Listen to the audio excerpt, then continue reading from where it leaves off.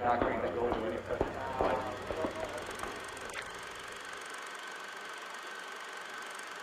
everyone, my name is Renat, and here are two directors. In total, DP for 4 movies, camera assistant for 2 movies, and one second ID and DMT, or Kailee McArthur and Aniket Sawant. Welcome. Thanks for that. How are you guys doing today? Good. We're having a good time. How does it feel to be the director whose movie got selected for a film festival? It feels great. It feels like an opportunity given to us, and we're really proud of it. Yeah, it definitely makes me feel better because you always judge your own work harder than other people do. So you don't think it's as good until someone else compliments it. Yeah. When you guys showcase your movies, do you feel a little bit insecure about that, or extra vulnerable, or is that just me? Definitely. Yeah, I mean, I have that feeling maybe people, what are they going to think about it? And plus, coming from India, it's a taboo subject, right? I mean, speaking of legalization, weed was legal back in the 70s everywhere, but then it kind of got politicized and it was illegal. So portraying such a movie, even to the Indian audiences or on a global scale, yeah, I have that nervousness because, what would people think about your work, and are you portraying it right? I mean, that's the questions I always have. A big worry about mine was the fact that there's no dialogue. So is it going to be interesting to people enough to make them not bored and keep them interested? That was a big thing with mine. So I think now is a good time to tell me about your movie, guys. Kailee, tell me about your Fortissimo Pianissimo. Well, mine is about a girl who's trying to write a song and she's struggling, and then she finally manages to write this portion of it that she really enjoys. And she goes to bed and wakes up, and all of a sudden music has disappeared from the world. And with that, the colors have become dull and people have become lifeless and they're not as interested. She finally finds somebody that knows what music is, and together they write a song and bring music and happiness and color back to the world. Yeah, I mean, my movie is also about color, but it's about two stoners who indulge in a trip of marijuana and they go looking for the missing remote, which is in. I mean, it's around the house, but it's a psychedelia trip, and the movie revolves around just these two guys, Herb and Jay. Yeah. Yeah, you named your characters related to marijuana, and I named mine Yeah. music. We have some commonality in that. I'm just curious, making a movie about marijuana. Where do you get inspiration from? I mainly took inspiration from my friends, who still does, who still do, and I used to keep observing them. They used to have these weird trips, and they used to laugh at lame and silly jokes, which I found amusing, and I thought, hey man, let's make a movie about it. Maybe it might be like a small comedy, and I thought if I if I take certain experiences from my friends, I have a friend who lives in Toronto, and I meet him often, and I keep listening to his stories. We did this, and I took inspiration from one story he told me was that he had his mobile phone in his pocket all the time, but he was looking for his phone all around the place. And later he found it, and yeah, he was high on marijuana. So I thought that could be interesting. I just thought I'd flip it with the remote. Yeah. What about you, Kailee? Well, mine was kind of, I guess, taken a little bit from my life. Throughout all of high school and everything, I was super into music, and that was the only thing I focused on or did. And then I went to university, and my path changed, and so music went from being this huge major part of my life where I played my instruments every day. It was the only thing I ever did, to now I don't know the last time I played my clarinet, unfortunately. So it's just other things had taken over, and so the music kind of disappeared for a little while. Now that I'm done with school, it's kind of coming back, but That's cool. Okay, I have a question for you, Kailee. Let's say you said that for you, music plays a really huge part. Which song you're gonna miss the most if all the music in the world disappears, in your movie? I don't know. I listen to a lot of country music, which most people hate, but like my favorite artists are Shania Twain and Lady Antebellum, so I think if their music disappeared, it would be a little less. But I also like enjoy classical music, like Beethoven, Schubert, and everything. I probably pronounced the name totally wrong, but yeah. Tell me about your writing process. Like, how did you guys write your scripts? Initially, like when the first draft was started out, there were a lot of technical issues and how we were supposed to film it, because like for my own film, it was just one location, and getting it was majorly the set design that mattered the most, and it took place around like the small space where we're supposed to like make the characters roam around, and as you see in the trailer of my movie, they're just confused as to what they're supposed to do next. And I thought, it'd be interesting to show it in a one confined space, because it's easier getting to small props and getting the comedic angle out of it. And so writing, I found it to be a little, how I put it, like a little tough, because I always had like looking at my previous scripts, I had always had like major locations where you can like go from one location to another, and this was the first time I did it in one single room or a one confined place. So I had little difficulties, but it worked out. Yeah. I think like I don't know, I had a few different ideas. Some were like more comedy related. But I ended up going with this one. I just found that like the story happened easier, like it was a lot easier to write about, and maybe it was because it was more of a personal experience, I guess. Um, but like I wanted it to be focused around the music, so at times it was a little difficult not including dialogue, and I kind of went back and forth whether I should or not, even like just small little lines to throw in there. Decided against it because I did want it to focus on like the music, and color has always been like a big part. Like when I was at Laurier, I wrote a lot of papers about like color in film and how it's used, so I wanted to play with that aspect a little bit as well. So that was kind of my focuses when I was writing, trying to include all that stuff. You guys have like enough time like to write your stories like during like your program, or you wish you would have like extra like week or extra couple weeks, or Well, mine was more of a short story. Like I knew that I couldn't make like a huge thing about it, so I felt like I had enough time, especially like with there being no dialogue. I feel like on some hands, like it made it a little bit easier to write it in a shorter amount of time, but then you had to really think about like the actions that you wanted to include in it so that your actors would know like what to do and like the emotions you wanted them to portray. So I don't know. On one hand, it could be seen as easier, and on another, it's like a little more difficult because you had to think about that more because you didn't have the dialogue to express what you wanted it to express. Mhm. I wish I had more time with it, because I wanted to experiment more with my writing. And when I started writing, I had a different script in mind, and it was not a comedy at all. It was like a horror movie script. But then later, I thought, maybe a comedy would be light on the heart and it would work for everyone. And that's why I started late. But yeah, I wish I could have had more time with it, so that I could like experiment more with the jokes or even with the scenes around it. But yeah, I am happy. Like it worked out pretty well again. Plus, Kaylee was my DP. Yeah, it was easy communicating, like because it's one location and it just went seamless. Yeah. Yeah. what's since you guys worked together for the same movie, right? Like for Aniket's Smoke Break, what was Mhm. like the most challengeful shot or the shot you're really proud of? I really like the Dorito shot. Yeah. I I was gonna say that only. that Because one was yeah, fun. Kind of like Diego was looking all around the table, and I was like, "Hey, he just looked into that bag. What if we did like the reverse angle and go inside of the bag and get his expression?" And we kind of threw that in last minute, but it was super cool. yeah, it was super cool because it was like improvised, and like I haven't had that shot, like it was not in the short list or anything.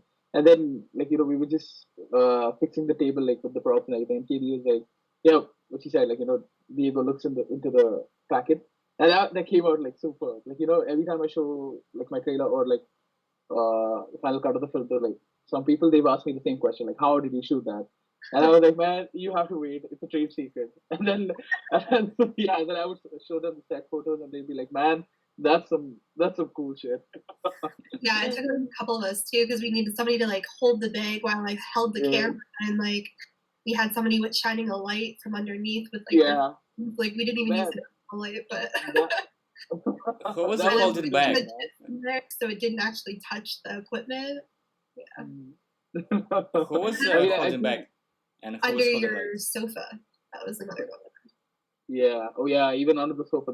I felt that was a bit like challenging because like it was getting like it was already getting late and we had to shoot like an entire scene, and we had no idea how we were going to do the sofa thing. Like that was also like self improvised, right? We took like Yeah, the equipment like we equipment did Apple cases to stuff in cases. Yeah, to try yeah to. just to level it out. Yeah, and And then that man, floor but was that was so fun. cold. The floor was so cold. Yeah, it was cool. It was cool. I mean, the dialogue, like the floor is cool, right? That was not even in my screenplay. Like that was like an improvised thing that Diego had written to. And I was happy with that. Yeah. Yeah. Kelly, what about your movie? What was like the shot you're proud of in your movie? There's a couple. I think there's one we did outside, and it's like a tracking shot, and like the ground, it was like stones, so you couldn't put like a dolly or something because it would have shook too much, like a dolly tripod or anything. So what we did was Cosmo let us borrow his wheelchair or his Yeah. grandma's walker, actually, that's what it was.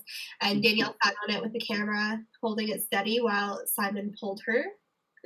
And the shot turned out like really, really well. There's like the only issue with it was sometimes Simon's arm got in it, but we were able to work with that and cut that out. So that one was one of the really good ones. And then there's one we tried to do. We had a slider set up and we tried to pull out. It's actually the opening shot of the film from like a close up on the keyboard and pull out to like a long shot of the room.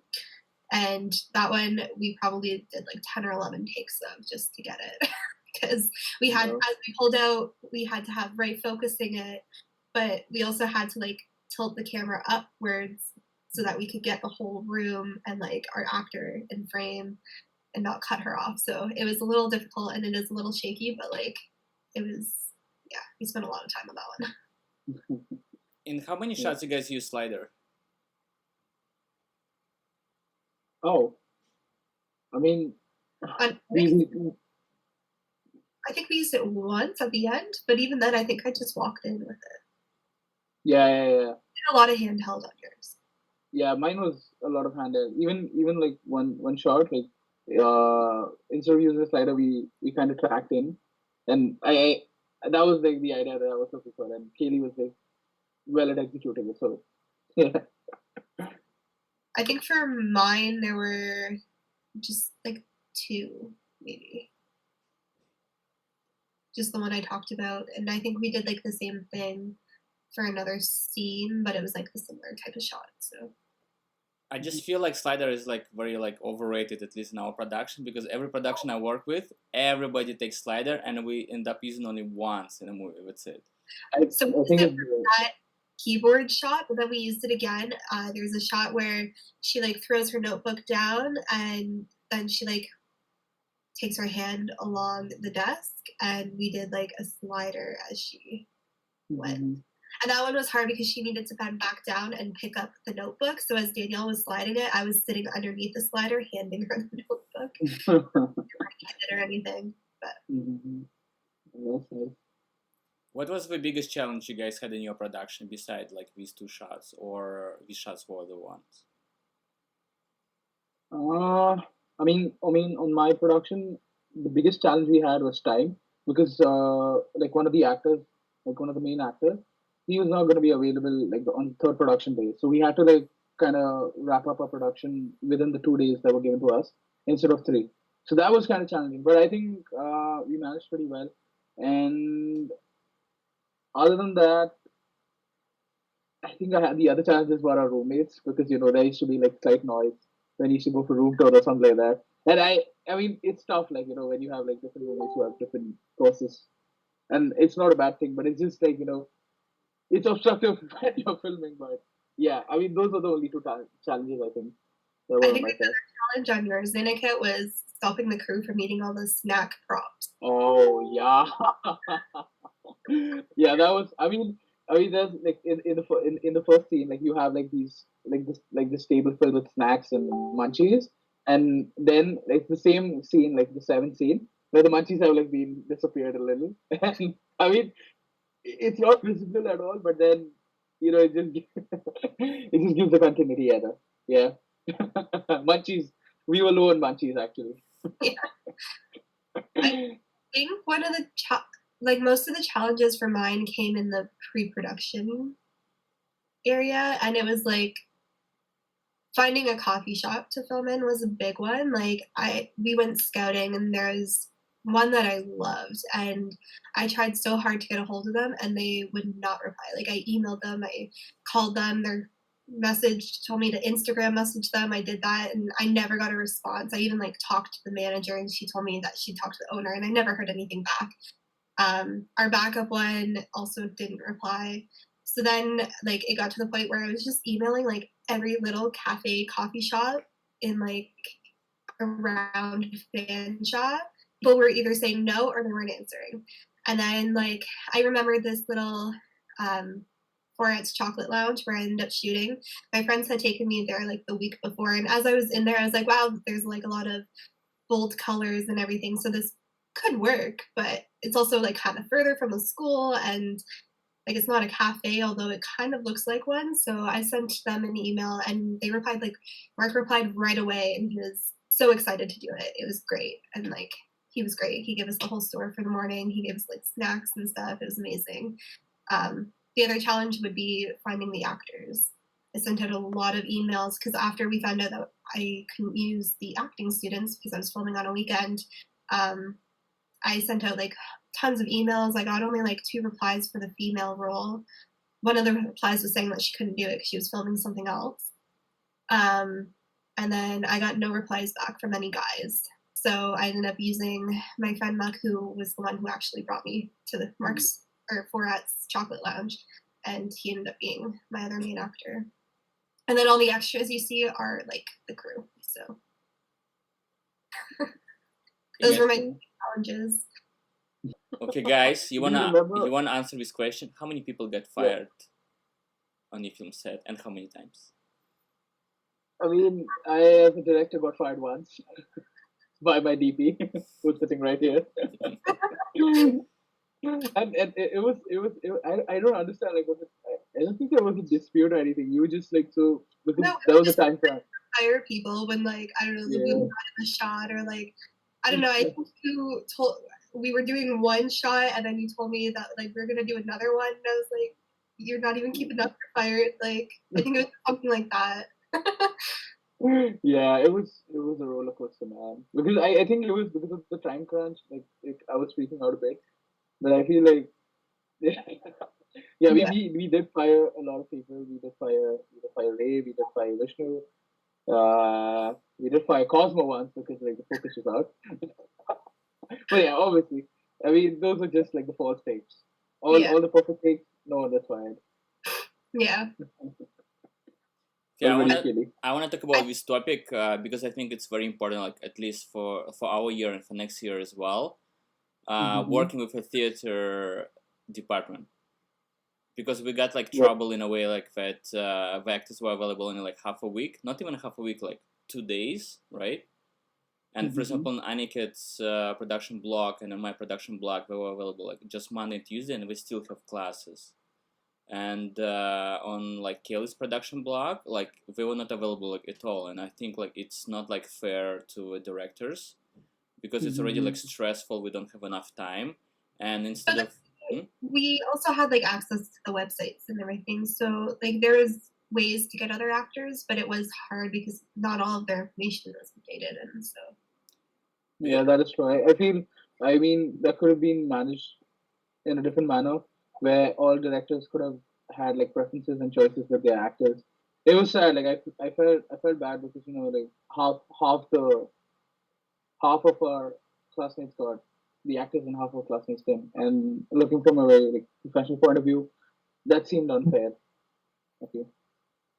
I think the big frustration with that was that at first they were available on weekends, so all of our weekend crews had chosen our actors, and then all of a sudden like they weren't available anymore. So then we had to go and scramble for other ones. I think that was one of the like big challenges when it came to actors as well. And for me, Yeah, like so, even when we were like available, right? Like let's say Monday, Tuesday, Wednesday, right? Block, mhm. we couldn't shoot like on Wednesday because we have like class like all day, and we even still have classes like on Tuesday. So I have two actors. Like I was lucky, I had Alex and Charles, and we both were like in my movie, and we also study. So we slept only like 1 hour in 2 days, and I just don't think it's like normal, you know. Mm. I mean, a filmmaker's life. Sleep is a luxury, I feel, in our profession. For sure. Yeah, Yeah. but I think actors we still require like some time to sleep, and like I just want them to be like available, and I want them like not to study at the same day like when we need to like shoot. Mm-hmm. It's only like No, 1 month. that's true. Okay, next question. What if you guys have a Mhm. chance to reshoot? What are you guys gonna reshoot? For Oh, me, I think more time in the coffee shop would have been helpful. Like we managed to get what I needed, but not necessarily what I wanted. Like I would have liked a couple of like other coverage shots like closer because I got the one super wide shot, but I wanted something that was like a mid shot, and we didn't have that at all. So like one part, the shot might be a little bit blurry in the final film, but like I had to zoom in and crop my extreme wide shot. So there was like that little issue, and then because in that scene the colors come back, I originally wanted to do like film all the shots twice, once where like the actors and the props were all like black and lifeless, like all the colors like and whatnot, and then again where they were wearing colorful stuff, so that the transition would have like been more intense. I still made it work. It still worked out really well, I think, but that was ideally what I wanted. But yeah, time was a little bit of an issue, but it was okay. It worked out. But yeah, I would definitely probably reshoot that. And then also like more coverage shots again in the bedroom when they're like building the instruments would have been helpful as well when it came to editing. I mean, to be honest, I would have reshot the uh, conversation scene where like both are confused when Diego was speaking in Spanish and Nathan was trying to understand him.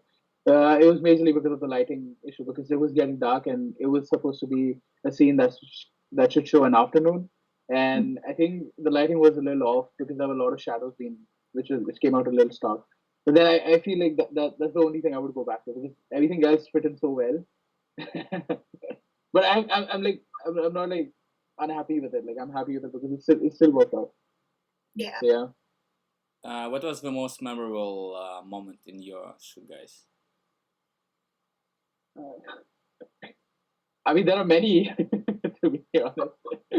One from mine would again be at Forats, and it was at the very end of the film when they're playing their instruments, the guitar and the wine glasses.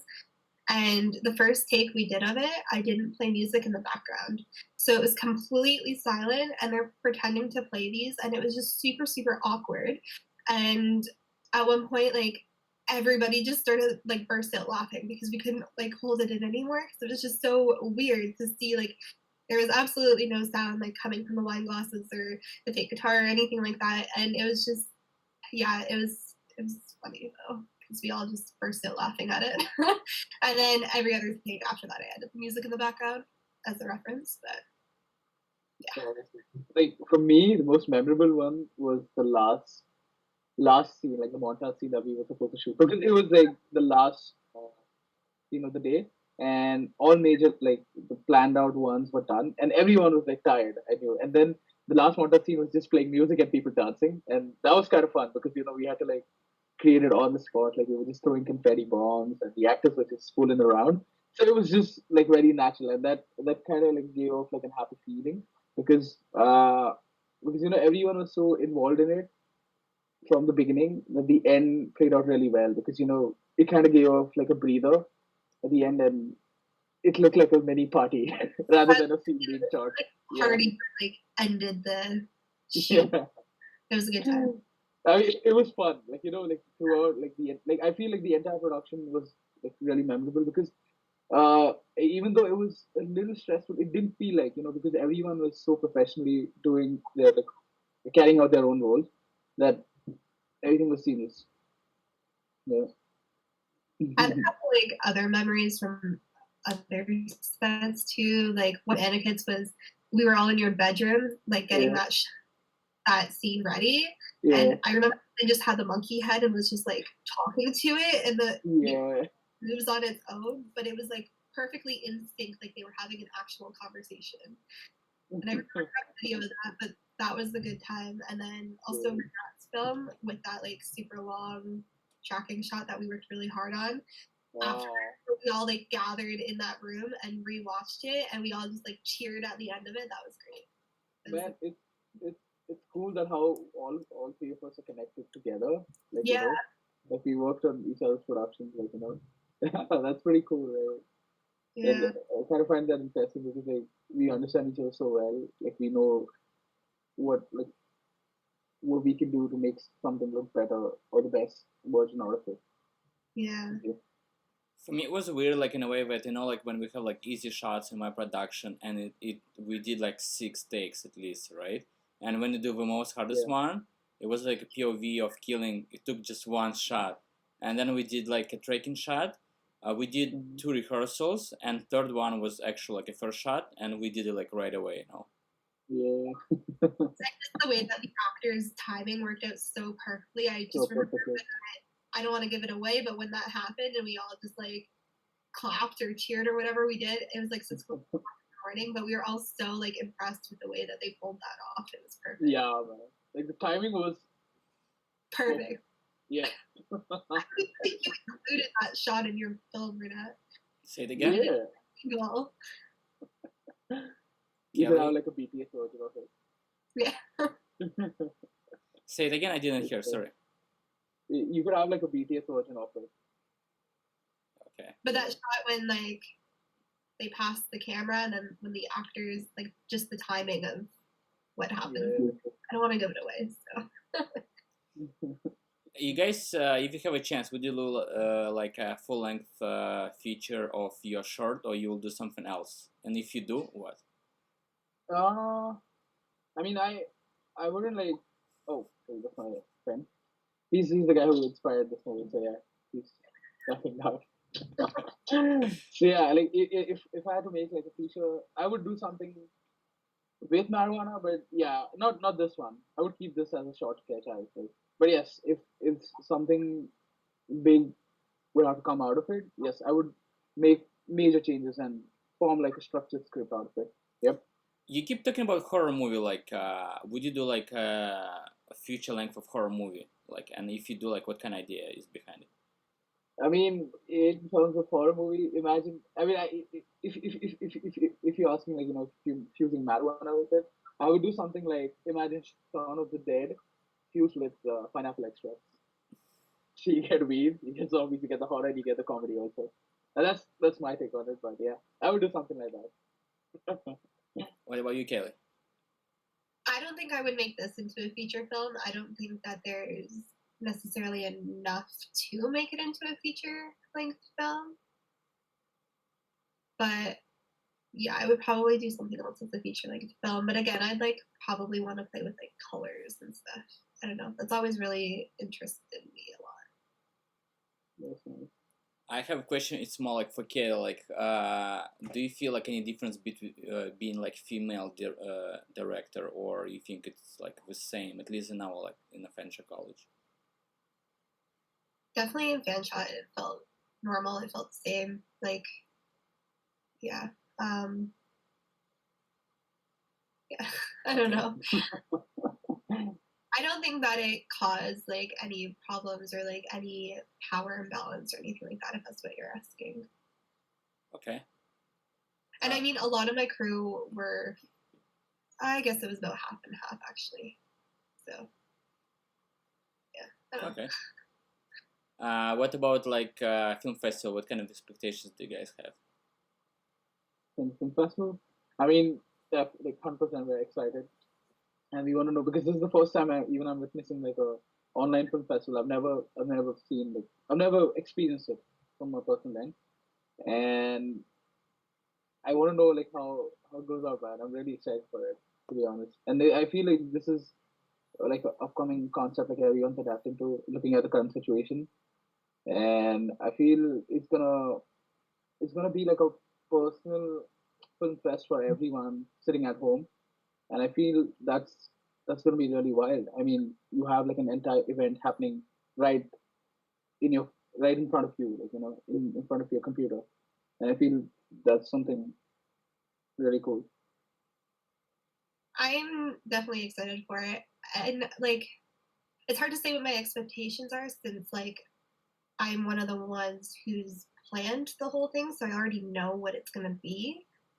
Like I already know the intro and the outro. I mean, you do too because we recorded it together. But like I know all the behind the scenes stuff already, and I think it's gonna be like definitely a little different than it would be in person because in person, like I was also supposed to have this role, and I would have been like probably too busy during the festival to really interact with like my family and friends while they were watching the shows or films or whatever. But now that it's like at home, now I feel like I can maybe like interact with my family more and get like the reactions more because I'll actually be there with them. Whereas at the festival, we probably would have been like all together and like running all the behind the scenes stuff. So like, yeah, Do you know any winners? What? Do you know any winners? Oh, the jurors choose those. Hey, Just want to give like our audience some inside information, you know. Violet for you.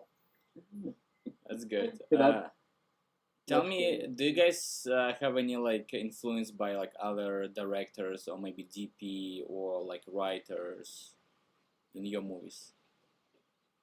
I like in terms of writers, I like Judd Apatow because I feel like his comedy is really light on the heart and he has like really real human stories to tell in a comedic sense. And I think I took like my major inspiration is Judd Apatow when it comes to writing.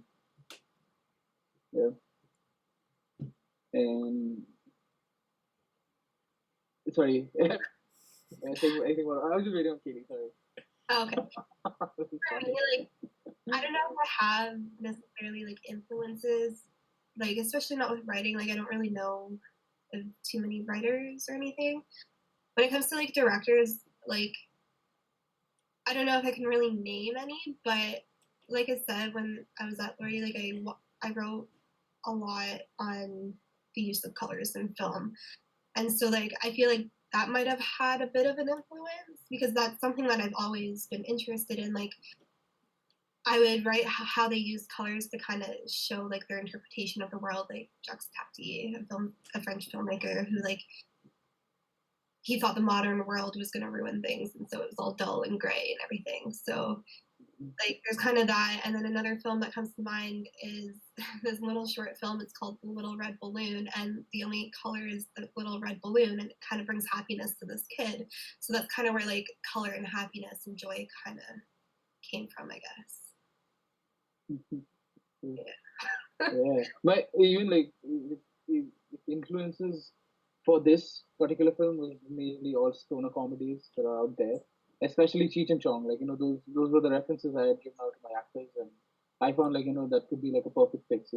Like I was imagining a sketch all the way along, and Cheech and Chong was the exact representation that kind of worked for me. So yeah.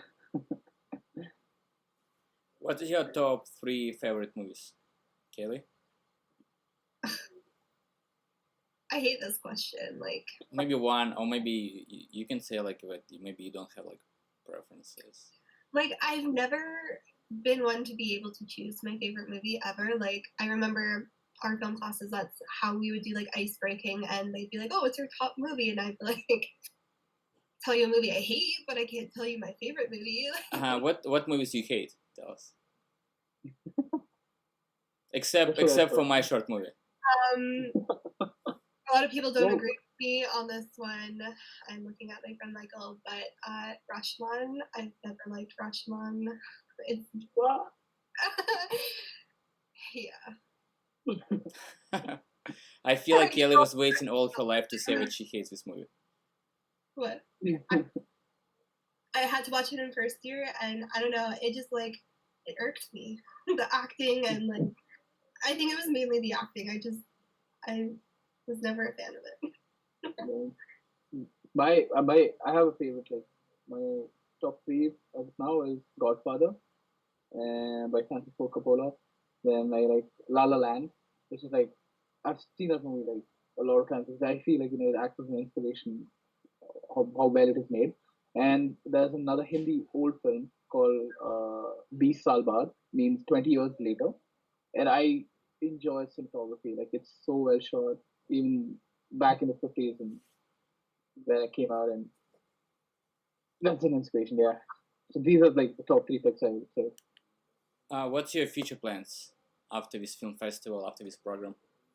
That's a tough question, man. Well, I mean, all of our futures are a little uncertain right now because of what's going on. So Yeah, you sneeze, you leave. yeah, I feel like I might go towards editing more. I do enjoy editing a lot. I mean, I love being on set too, but I just don't know if like I want my life to just be on set like 16 hours a day. Like that's something I have to decide on still. I like I might even just go like freelance and then that way I can do a little bit of everything still because it's really hard for me to like choose just one thing to do. I like change, so like I don't think I could be like a director of photography my whole life. Like I would need change at some point. So What about you, Aniket? I mean, I still have another year at Fanshawe, so maybe after that, I might like. I'm interested in camera. Like I find like I like tech and I like gear, so I thought I might like maybe put some time into it, like exploring some more options. But I'm majorly inclined towards writing and directing. So if I get an opportunity, maybe being a director's assistant, shadowing a director, or any writer would be like super for me. And I'm looking for opportunities out there. So hopefully, yeah. I mean, I get another year at Fanshawe to do that, and I'm glad that I have time. So right now it's just going with the flow, to be honest.